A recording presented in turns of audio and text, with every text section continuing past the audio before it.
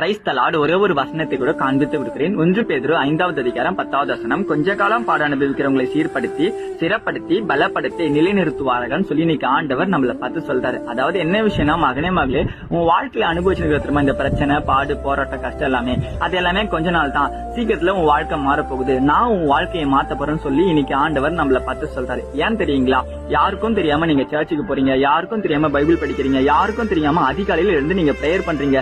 எத்தனையோ பேரு கிறிஸ்தவனா பிறந்தவங்களே சர்ச்சுக்கு போக மாட்டாங்க, பைபிள் படிக்க மாட்டாங்க, பிரேயர் பண்ண மாட்டாங்க, இயேசுவோடு கூட வாழ மாட்டாங்க. ஆனா கிறிஸ்துவை அறியாத குடும்பத்துல இருந்த நீங்க இயேசுவுக்காக ரகசியமா நீங்க ரகசிய கிறிஸ்துவா இருக்கீங்க பாத்தீங்களா?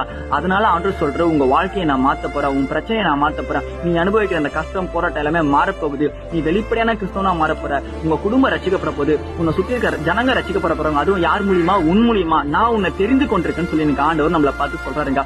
நீ விசுவாசத்தோட இரு மகனே மகளே, நிச்சயமா உன் வாழ்க்கை மாறும். கண்டிப்பா உன் வாழ்க்கையில எல்லாத்தையும் நான் மாத்த உனக்காக வந்திருக்கேன்னு சொல்லி எனக்கு ஆண்டவர் உங்களை பார்த்து சொல்றாருங்க. தீர்க்க தரிசனமா சொல்றேன், இந்த 2024 நிச்சயமா உங்க வாழ்க்கை மாறும். இயேசுப்பா மூலியமா உங்க குடும்பம் முழுவதும் ரட்சிக்கப்படும். இதை நீங்க விசுவாசிக்கிறீங்கன்னா மறக்காம ஒரு ஆமேன் போட்டுக்கோங்க. இதே போல ஆவிக்குரிய வார்த்தைகள் உங்களுக்கு வேணும், வசனங்கள் வேணும், ஃபாலோ பண்ணிக்கோங்க. God bless you. ஆமென்.